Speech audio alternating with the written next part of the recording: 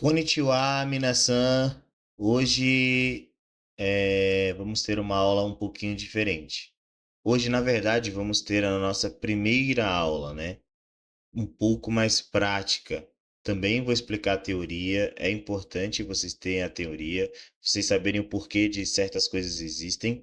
Mas hoje eu vou começar a colocar alguns exercícios, algumas coisas básicas aí para a gente começar a fazer.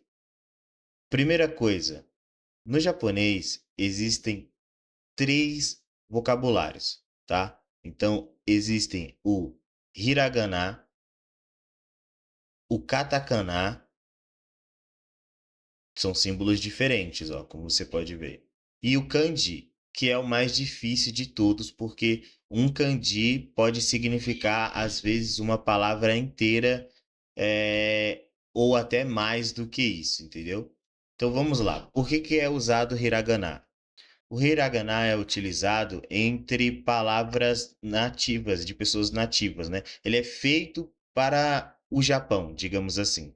É um vocabulário próprio. Só que o japonês criou o katakana para ser uma espécie de vocabulário para estrangeiro, um vocabulário para palavras que não existem no Japão. Vou dar um exemplo muito besta que Brasil em japonês é Buradiru. E aí você escreveria Buradiru utilizando estes, não chamaria de ideograma, mas estes katakanas aqui, entendeu? Já os kanji é porque os japoneses acreditavam que quando eles estavam lendo, as formas eram muito arredondadas, as letras eram muito arredondadas. Então eles começaram a fazer, inclusive, os próprios kanji são ideogramas oriundos originalmente do chinês, tá? Os chineses que criaram a ideia dos ideogramas. E isso aqui também é utilizado no Japão. Então, por que a dificuldade do japonês em si?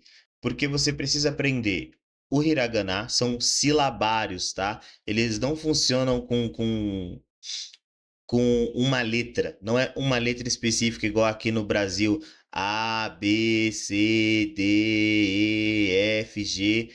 No Japão são silabários, então é Ka, Ki, Ku, Ke, Ko, Sa, Shi, Su, Se, So, e assim sucessivamente, que são coisas que eu vou explicando mais para frente. Essa primeira aula, o que vamos fazer são coisas muito básicas, tá? Então, vou começar realmente do absoluto zero, pegando ali na mão e iniciando, porque eu acredito que, por mais longo que seja, esse caminho, ele é o caminho correto, que é o caminho do ensinamento que vai mostrar para vocês do zero como extrair o máximo possível. Não adianta eu chegar aqui para vocês e já querer mostrar para vocês o que é outros tipos de, por exemplo, você está vendo que aqui eu tenho o K.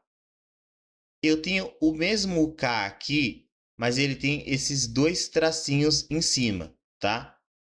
E com esses dois tracinhos em cima, ele já ganha outro nome. Ele já vira um Gá, mas é o mesmo desenho, só que com dois tracinhos em cima. A mesma coisa acontece quando se tem essa outra bolinha, que depois eu vou explicar o nome de cada bolinha, de cada tracinho, que não é o momento agora, tá? Então, o momento agora é explicar para vocês que existe o hiragana e o katakana e o kanji. Então, vamos começar com A, I, U, E, O. Lembrando que no Japão, até as vogais não seguem a mesma norma que a gente. Nós utilizamos A, E, I, O, U. Eles utilizam A, I, U, E, O. Então, vamos fazer o quê? Agora vocês vão pausar o vídeo quando eu terminar de falar isso daqui e vão procurar o NTK Japan Word, que vocês vão encontrar isso daqui, o silabário. São 45 aqui, 45 em katakana, então são 90 silabários que você precisa estar decorando, tá? Para ficar mais fácil você conseguir escrever as coisas. Para escrever o seu nome, que provavelmente é brasileiro, seu nome é estrangeiro, você vai usar silabários em katakana, conjunção de algumas outras coisas que também falaremos mais para frente. Então, vamos lá. E depois você vai procurar um site chamado Sketchpad. Esse site chamado Sketchpad é para você desenhar. Existem cadernos, tá? Você pode procurar na internet aí, vende na Shopee, acho que é uns R$ 15, R$ 20, aonde você vai ter algo parecido com isso daqui, ó. Ah, eu esqueci de deixar aqui aberto. Aqui, ó, com esse tipo aqui. Você vai ter a letra e você vai ter que tentar desenhar o mais parecido embaixo. Então você consegue ter esses tipos de caderno, vende aqui no Brasil, vende na Liberdade também, tá? Para quem mora em São Paulo, é muito utilizado para você aprender a escrita. Aqui o que nós vamos fazer é meio que uma brincadeira. Por quê? Porque eu estou utilizando o mouse e com o mouse já se torna muito mais difícil de fazer as coisas, né? E nós estamos num ambiente apropriado, mas a ideia é a mesma. Então vamos começar apenas com o A, I, U, E, O. Então nessa primeira aula você já vai ter que sair conseguindo escrever o A, I, U, E, O em japonês, né? Então vamos lá. Se eu clicar em cima dele, ele mostra a ordem dos traços. Aqui é importante você entender que você não pode começar da parte de baixo. Eu não posso, por exemplo, começar assim e depois tentar fazer algo assim. Eu sei que eu fiz de qualquer jeito, tá? Mas é para mostrar que você não pode fazer isso. Você tem que seguir a ordem dos traços, o que facilita a escrita do desenho. Então, primeiro lá, vamos lá, a gente tem a nossa base ao lado, certo? Então, podemos pegar o pincel. O primeiro traço é o traço do meio, não é o de cima. Esse é o segundo. Então, vamos começar pelo traço do meio. Fizemos o traço do meio. Outra coisa, não precisa estar exatamente igual. Você não está com um lápis e uma caneta. Você está em um computador. Não, a não ser que você tenha uma mesa digitalizadora. E aí você consiga ter a precisão melhor. Outra coisa, não se atente a deixar a ponta extremamente fina, que isso daqui está computadorizado, tá? Isso daqui é o kanji feito igual está no seu teclado. Você não escreve exatamente igual está no seu teclado. Você escreve semelhante, mas não igual, tá? Então, o que a gente vai escrever aqui, um japonês entenderia que é o A. Depois, a segunda linha, descendo. Então, vamos descer e parou. Ele dá uma leve curvatura aqui à direita, tá vendo? Como se fosse uma cruz. O terceiro traço, ele não começa de baixo, ele começa de cima e quase que da ponta embaixo do segundo traço.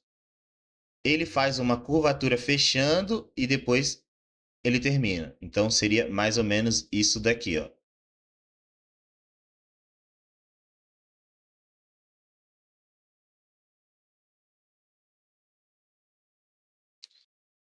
Cara, tá igual? Não, não tá igual, mas eu consigo entender, eu se vendo outra pessoa escrevendo isso daqui, conseguir entender. Outra coisa, igual eu falei, não estamos num ambiente exatamente bom para isso, né? Então vamos para o próximo, que vai ficando mais fácil. O I é facinho. O I você faz um traço. Perceba que o I, calma. Perceba que o I, ele tem tipo um tracinho aqui, ó.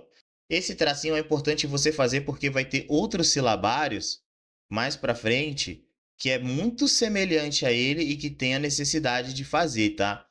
Então, o I seria só isso daqui mesmo. Isso daqui é o I. Então, aqui já tem A, I. Aí o U. O U, o primeiro traço não é o grande, é o pequeno. Não precisa se preocupar em fazer em formato de gota, tá? Você pode simplesmente fazer assim e deixando ele mais gordinho.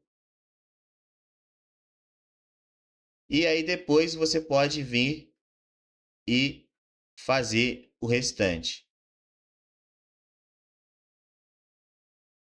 Outra coisa, normalmente você usa um pincel para fazer isso. Se você for tentar fazer de caneta, por exemplo, olha como seria a diferença. Então eu vou tentar fazer de caneta. Porque a caneta, ela tem a questão do peso que você coloca, da força que você coloca, né? Então, da pressão que você coloca na mão. Então, agora o E. Vou fazer o E aqui. Ó, já vai mudar completamente. Vou deixar até um traçado um pouquinho mais grosso. Ó, vou fazer o E. O E, ele é uma espécie de Z, aonde o início é o traço de cima, que é em formatinho de gota. Ó, tá vendo que agora aqui já ficou mais parecido? Porque eu aumentei a força do traço no final. Tá mais fino, depois engrossa mais. O ideal é ter realmente uma mesa digitalizadora. E depois você vai fazer o resto. O resto é como se fosse um Z, cara. É como se fosse um Z. Você vem, faz aqui, desce. Chegando aqui, você tenta voltar com ele e para no meio e desce de novo. Isso daqui é o E, tá? Então aqui a gente já tem o A, I, U, E. E agora o O é exatamente igual ao A, só que ele tem um traço a mais. E ele começa da mesma forma. Então, aqui a gente tem o A, né? Se a gente subir aqui, a gente tem o A. Então, eu vou fazer ele do lado para você ver que é muito semelhante. Ele tem o traço do meio. Depois, a diferença é que o segundo traço dele, ele é completo. Ele já faz o que seria o equivalente a isso daqui, ó. Então, ele desce. Só que o outro faz a curvatura para a direita. Esse vai fazer a curvatura para a esquerda, ó. Então, desce. Chegou aqui, parou. Agora eu vou fazer isso daqui, ó.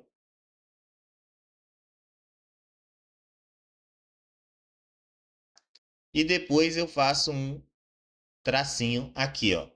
Pode parecer um monte de garrancho e realmente parece um monte de garrancho de início, porque você precisa praticar isso daqui, tá? Inclusive com canetas, com um ambiente controlado, de uma forma mais que faça mais sentido, tá? Então eu quero que vocês pausem o vídeo nesse momento.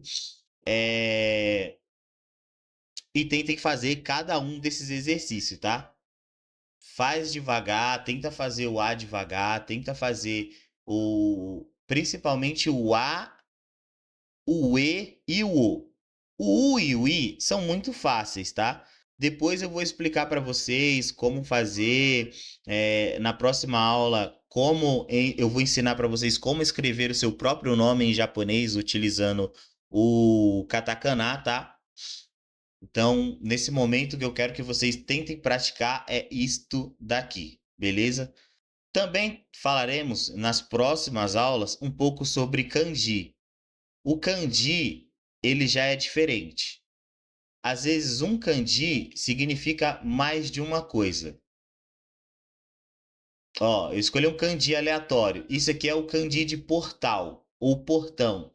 E ele realmente parece uma porta. Os kanjis têm significados imaginários, tá? Diferente assim, meio que das letras, e as letras também têm significado.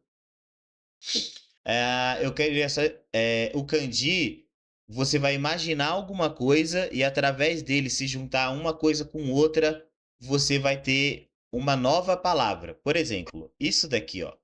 Vou usar esse aqui como exemplo. Esse daqui significa hito, que é pessoa. É simplesmente um pauzinho.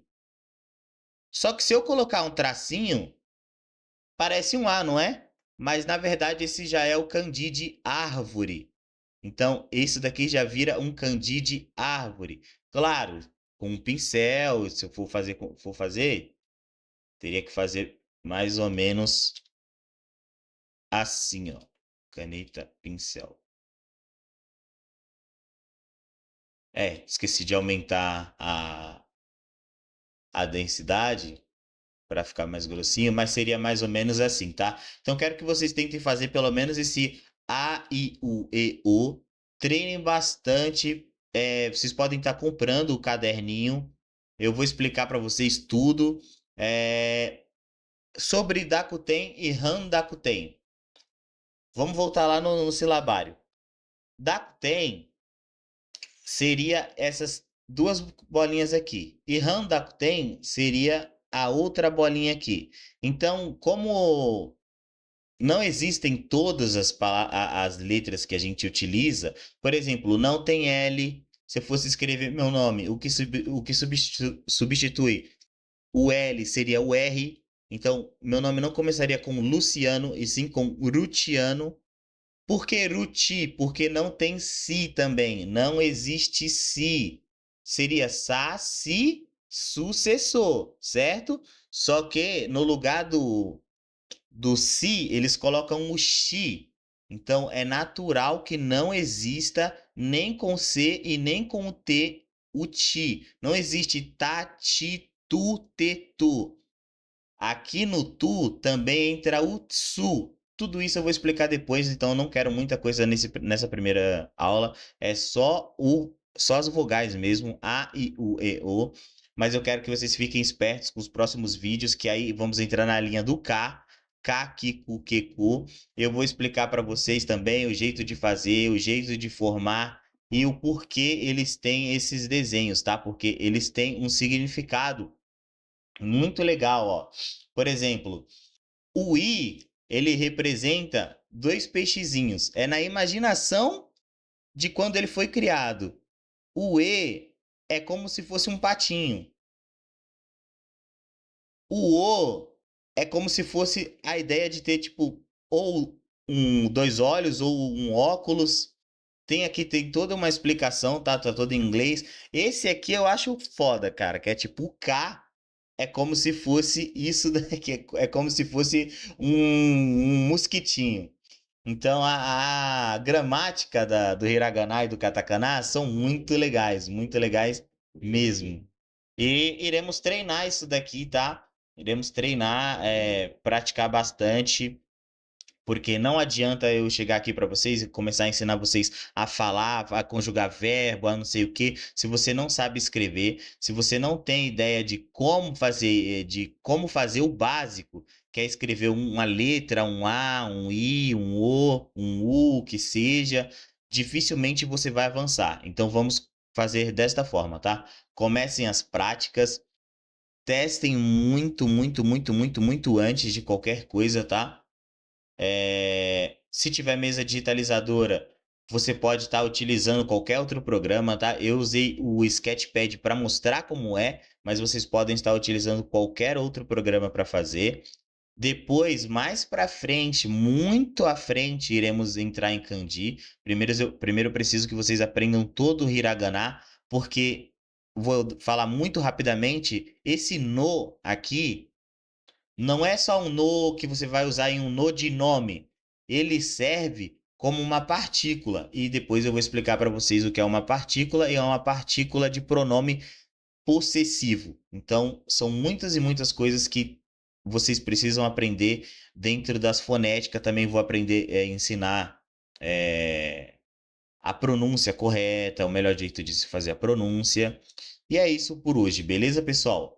Valeu, falou, até o próximo vídeo. Gambatene minasan, matashita.